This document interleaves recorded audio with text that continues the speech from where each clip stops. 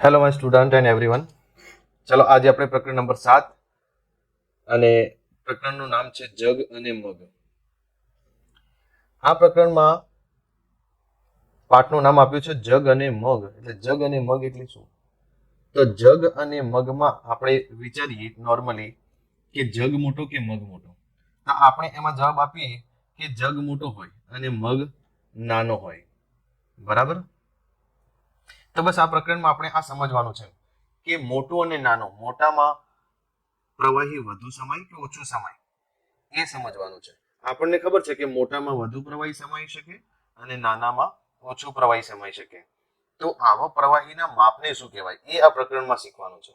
અને એક કરતા વધુ પ્રવાહીને ઉમેરતા શીખીએ, પછી વધુ પ્રવાહીમાંથી ઓછું પ્રવાહી કરતા શીખીએ, એટલે કે વધુ પ્રવાહી એકબીજામાં ઉમેરતા એટલે કે સરવાળો પણ શીખીશું અને ઓછું કરીને એટલે કે બાદબાકી પણ શીખીશું.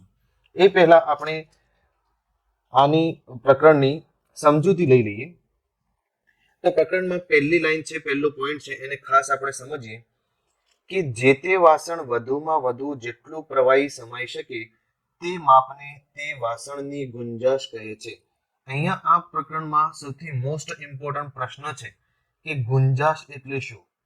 તો ગુંજાશ એટલે આપણને આ પ્રશ્ન આવડવો જોઈએ કે જે તે વાસણમાં વધુમાં વધુ એટલે કે વધારેમાં વધે જેટલું પ્રવાહી સમાઈ શકે તે માપને, તેવા માપને વાસણની ગુંજાઈશ કહે છે.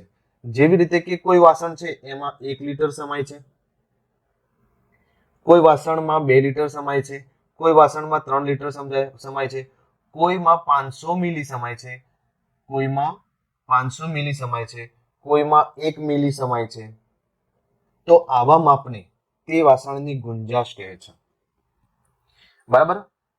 હવે એના પછીનો બીજા નંબરનો પોઈન્ટ છે કે ગુંજાશનો મોટો એકમ લીટર છે. ગુંજાશનો મોટો એકમ લીટર છે. તો ગુંજાશનો નાનો એકમનો આ પણ પ્રશ્ન છે. તો ગુંજાશનો મોટો એકમ આ યાદ રાખવાનું છે કે મોટો એકમ લીટર છે. ઉદાહરણ તરીકે આપણે જોઈએ કે ડોલમાં પાણી 10 લીટર હોય, 20 લીટર હોય, દૂધ 500 મિલીનું હોય, 1 લીટરનું હોય, તેલ ઘી 5 લીટરનું હોય, 10 લીટરનું હોય, પેટ્રોલ ટેન્કરમાં 500 લીટર, 1000 લીટર. તો આ બધા લીટરમાં સ્થાન આપેલા છે. આ બધા ગુંજાશના મોટા એકમો ગણાય. જે તે માપ લીટરમાં હોય એ ગુંજાશનો મોટો એકમ ગણાશે. ઓકે, એના પછીનો પ્રશ્ન જોઈએ. એના પછીના પ્રશ્નમાં એટલે કે પોઈન્ટમાં જોઈએ તો કે ગુંજાશનો નાનો એકમ. તો ગુંજાશનો નાનો એકમ કયો છે? મિલીલીટર. હા, આપણે યાદ રાખવાનું છે. અહીંયા હતો ગુંજાશનો મોટો એકમ લીટર છે અને અહીંયા ગુંજાશનો નાનો એકમ મિલીલીટર છે. ટૂંકમાં તેને મિલી કહેવાય છે. આ ખાસ યાદ રાખવાનું છે. અને આપણે જો કોઈ વસ્તુ બજારથી અથવા કોઈ દુકાનમાંથી ખરીદીએ છીએ તો તે વસ્તુ જો પ્રવાહીમાં હોય તો નાના એકમમાં હશે તો ત્યાં ml લખેલું હશે અને મોટા એકમમાં હશે તો LTR લખેલું છે. આ ખાસ ધ્યાન રાખવાનું છે કે એની આગળ 1 લખેલું હોય, 2 લખેલા હોય, 3 લખેલા હોય. ml માં શું લખેલું હોય? 100 ml, 500 ml આવું લખે. તો ml નો મતલબ થાય મિલી અને LTR નો થાય છે લીટર. તો આ વસ્તુ આ રીતે એના માપને આપણે ઓળખી શકીશું.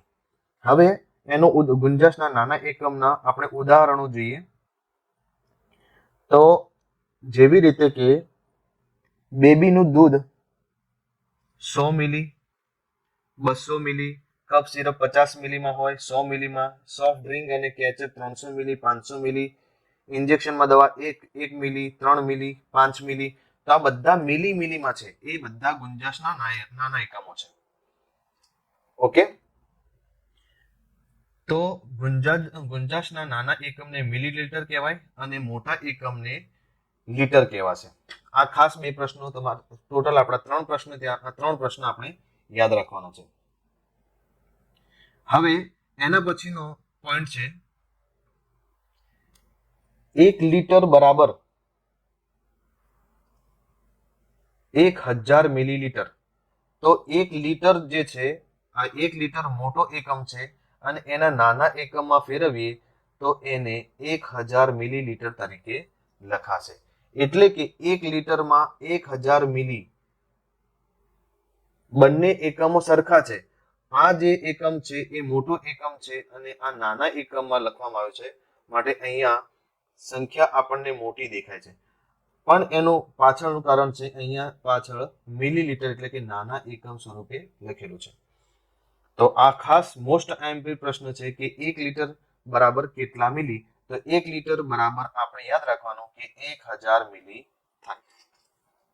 એના પછી આપણે જોઈએ વાસણો પરથી સમજીએ કે અહીંયા એક નાનું વાસણ છે, પછી મોટું વાસણ છે, એનાથી મોટું, એનાથી મોટું, એનાથી મોટું અને એનાથી મોટું છે.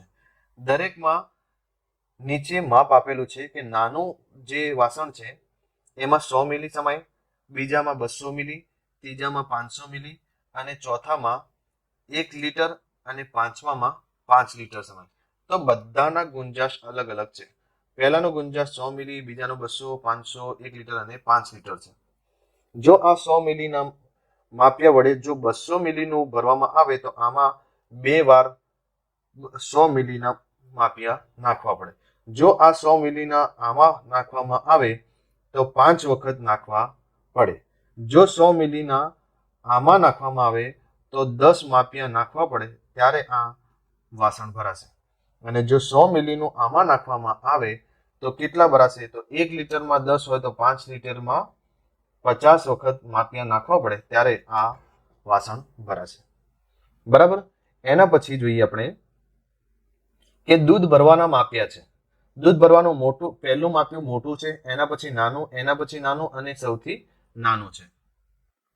તો મોટું માપ જે છે, જે પહેલા વાસણની ગુંજાશ છે 1 લીટર છે, બીજાની છે 500 મિલી છે, ત્રીજાની છે 200 મિલી છે અને ચોથાની છે 100 મિલી છે. તો આપણે આમાં સમજીએ કે 100 મિલીના માપ્યા વડે પહેલા માપિયામાં જો નાખવામાં આવે તો કેટલા નાખવા પડે? તો આમાં 2 માપિયા નાખવા પડે. અને આના 100 મિલીના જો આમાં નાખવામાં આવે તો કેટલા માપિયા નાખવા પડે? 5. અને જો 100 મિલીના આમાં નાખવામાં આવે 1 લીટરમાં તો 100 મિલીના 10 માપિયા વડે આ માપિયું ભરાશે. એટલે એમાં કુલ 1 લીટર પ્રવાહી સમાશે. એટલે આમાં આપણે મોસ્ટલી દૂધનો ઉપયોગ કરતા હોઈએ છીએ, માટે આપણે આ 500 મિલીને અડધો લીટર કહીશું. આ 1 લીટર છે, 1 લીટરનો અડધો થાય 500 મિલી. 500 મિલીને અડધા લીટર તરીકે પણ ઓળખાય છે. આ 200 મિલી છે અને આ 100 મિલી છે.